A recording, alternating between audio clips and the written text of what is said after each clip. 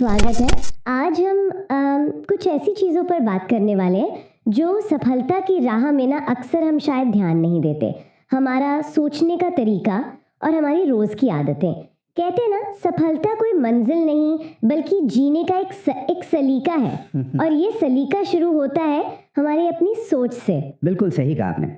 अगर सोच ही सही पटरी पर ना हो तो फिर आप कितनी भी मेहनत कर लें, शायद वो नतीजे ना मिलें जिनकी हम उम्मीद करते हैं। आज हम उन्हीं मानसिक और व्यावहारिक पहलुओं की थोड़ी गहराई में उतरेंगे जो जिंदगी में सच में बड़ा फर्क ला सकते हैं।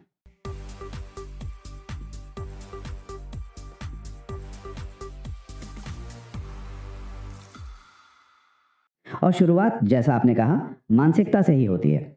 मतलब क्या हमारी सोच एक दायरे में बंदी है या वो विकास और सीखने के लिए खुली है? हाँ, ये बहुत ज़रूरी पॉइंट है ये समझना कि कोई फिक्स्ड माइंडसेट में है, मतलब सोचता है कि बस मैं इतना ही कर सकती हूँ, या फिर ग्रोथ माइंडसेट में है कि हाँ मैं सीख सकती हूँ, मैं और बेहतर हो सकती हूँ।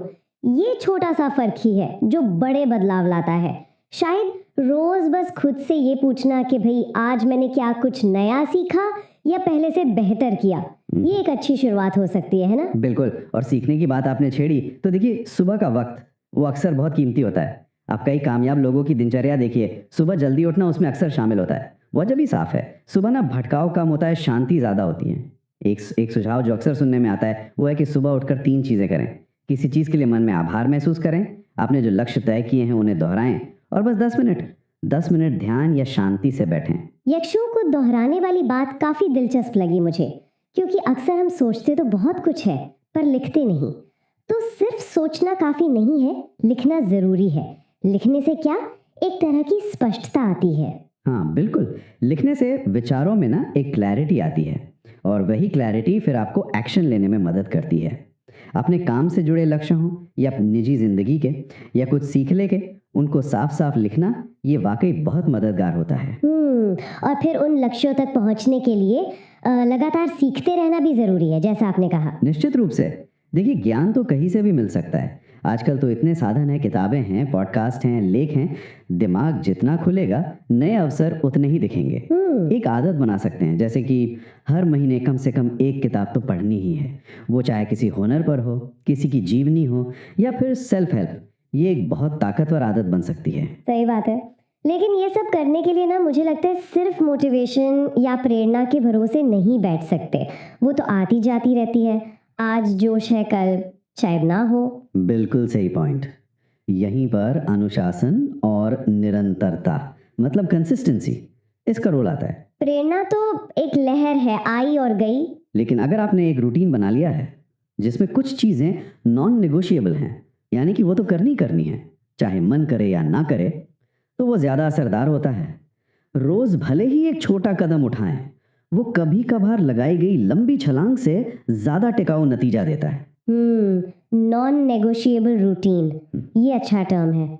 और इसी से जुड़ा हुआ वो जो आप खुद से बात करते हैं, उसका भी तो असर पड़ता होगा, जिसे पॉजिटिव सेल्फ टॉक कहते हैं। हाँ, बहुत ज़्यादा।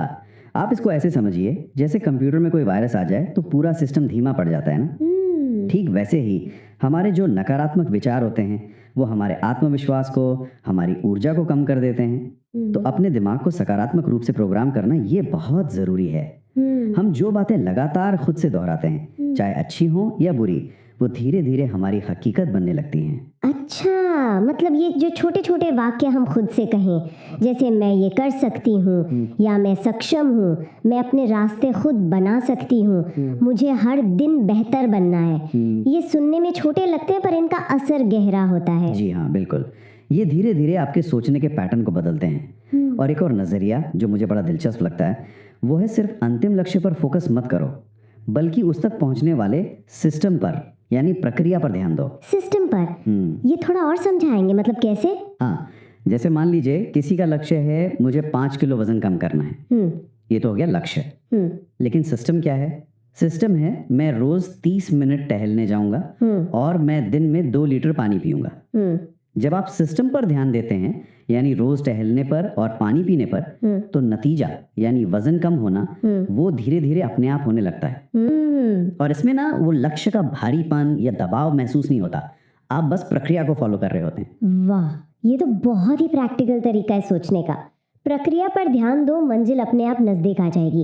इससे दबाव भी कम होता है। सही कहा। अच्छा, इतनी सारी बातें हो गई, माइंडसेट, आदतें, सिस्टम, लेकिन इन सब के बीच दिमाग को थोड़ा आराम देना, शांत रखना, वो भी तो जरूरी है। आजकल तो इतनी जानकारी, इतना शोर है चारों तरफ। बिल्कुल, बिल्कुल ज़रूरी है। ये उतना ही ज़रूरी है जितना काम करना या सीखना। आज की जो ये डिजिटल दुनिया है ना, इससे कभी कभी थोड़ी दूरी बनाना बहुत फ़ायदेमंद होता है। अपने अंदर क्या चल रहा है, कौन से विचार आ रहे हैं, क्या भावनाएं हैं, बस उनको बिना जज किए महसूस करना, इसे आप एक तरह का मन का डिटॉक्स समझ सकते हैं। क्योंकि देखिए, एक शांत और केंद्रित मन जो है ना, वो सफलता को, अच्छे अवसरों को अपनी ओर ज़्यादा आसानी से खींचता है। मन का डिटॉक्स।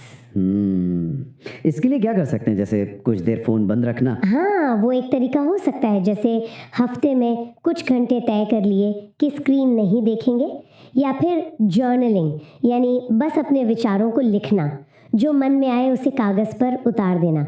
इससे भी मन काफ़ी हल्का और साफ महसूस होता है। ये संतुलन साधना शायद सबसे अहम है ना? मतलब आगे भी बढ़ते रहना है, पर बीच बीच में ठहर कर सांस भी लेना है, खुद को समझना भी है। बिल्कुल। तो अगर हम सार देखें तो निचोड़ यही निकलता है कि सफलता कोई एक दिन की बड़ी छलांग नहीं है। ये तो सही सोच और रोज़ की छोटी छोटी सही आदतों का लगातार किया गया अभ्यास है।